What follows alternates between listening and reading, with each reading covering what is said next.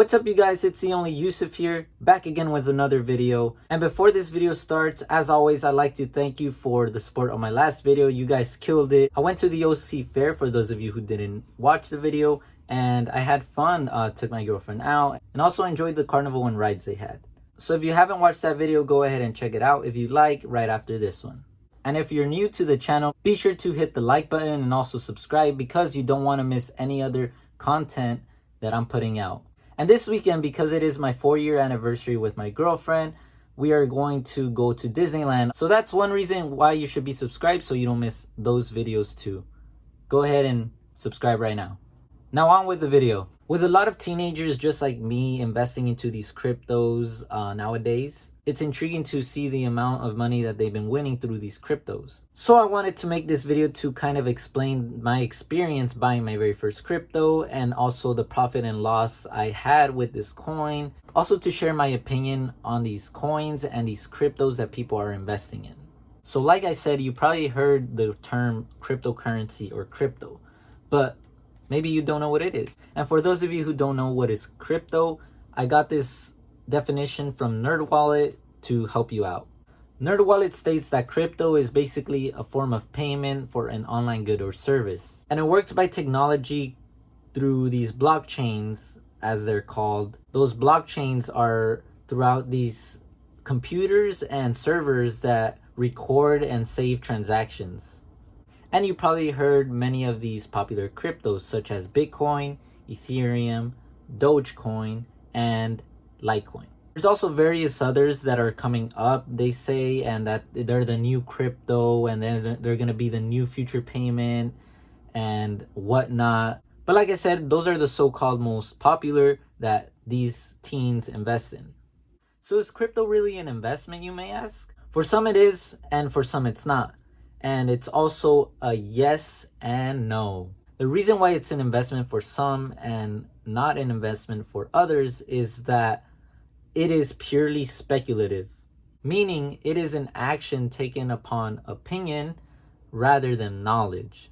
Simply my thoughts on whether it's an investment or not. To me, I like to say it's personally not. And the reason being is because it's, like I said, purely speculative. And because it is speculative, I used money that I could afford to lose. Many people make the mistake of using money that they need and use for their lifestyle in order to live, and that is a huge mistake.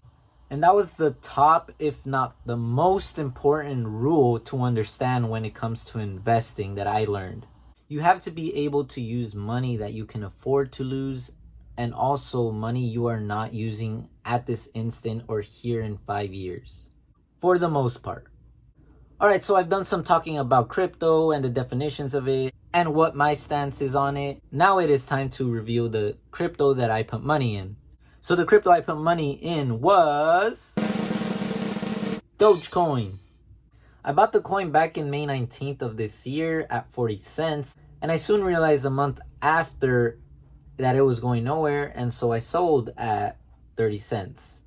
I put in $150 when I bought this coin at 40 cents, and when I sold at 30 cents, I was brought down to $113. And I thought it would never happen to me, but yes, I panic sold, and when I saw my money drop, the initial $150 to $113, I was scared, so I sold. And it brings up a good point of what I learned and was taught about my investing. I was taught that human nature really controls the market, and basically how the market runs on not only supply and demand, but fear and greed. Fear basically means that when the market's already heading up and we're at the tippity top, we're scared to look down and we fear that we're gonna lose investments. Greed basically means when the market's going up, we get a sense of euphoria that it's never going to end and it's always gonna go up because it keeps making higher highs and then it keeps breaking that record high. So that initiates that greed that humans have to want more. I'd like to also clarify that I did not sell all my Dogecoin because I only cut my loss short and held on to the rest that I still had. Now imagine this was money that I cannot afford to lose. These $150, my lifestyle depended on them. My food, my gas, my rent. You know, that's not realistic, but let's say those $150 paid for everything. If I lost even a little bit, that would be devastational to me. In other words, I'd actually cry. But I held on to the coin, and later on, I saw the opportunity when it was in the low 20s, around 23 cents. And that's when I bought again. Now my balance for this investment was $100 because I bought it at a low price than I already bought it before. So as I'm filming right now at this moment, Doge is at 29 cents, around there. Because I bought it at 23 cents and now it's at 29, I have that short profit, even though I did lose from 150 all the way to 113. Now my balance is at 141, which is due to the profit I took from the 23 cents up to the 29 cents it is at now. Losing money in this crypto and also profiting has made me wonder and want to do my research on how profiting in cryptos really looks like. And let me tell you what I found out. And my research is basically simplified to this. In order for someone to profit, others will have to buy the crypto coin that you have at a higher price than you paid for. But isn't that the same thing in the stock market, you may ask? And the answer is yeah, but not really, because the answer lies in how well the business does, not how much people are selling it for. If the business does well, people can buy and sell stocks all they want, but people that hold know the business's value and hold on to it at a certain price until they determine their own price that they are willing to sell it for.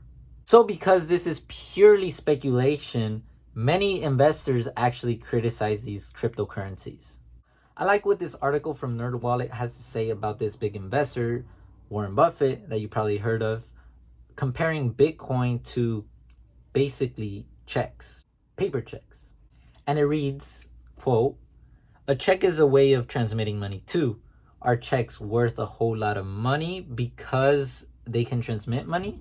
So it means just as Bitcoin and these cryptos that everyone talks about, are they really worth the price they're priced at, given the price that people give it? My thoughts on this too is that we're basically buying these alternate coins and forms of currency, but we're using our form of currency, the US dollar. So could it be that these alternate currencies and cryptos could be worth more than the US dollar? Others may disagree with me on this, but I don't think so. The closest thing to something worth more than the US dollar would probably be gold, because it's a form of a literal asset that you can hold. The concept and form of money is actually made up, so it doesn't really make sense, but we use it as a currency. Such as these alternate coins, they're also made up, so they're gonna use them with a few transactions and everything, but I do not think it's potentially worth more than the US dollar, because the US dollar has been around since the US begun, or since a form of government was established. And also something that may be potentially worth more than the US dollar is land, real estate, because we can't make more of it. It's a limited resource, it's a limited asset.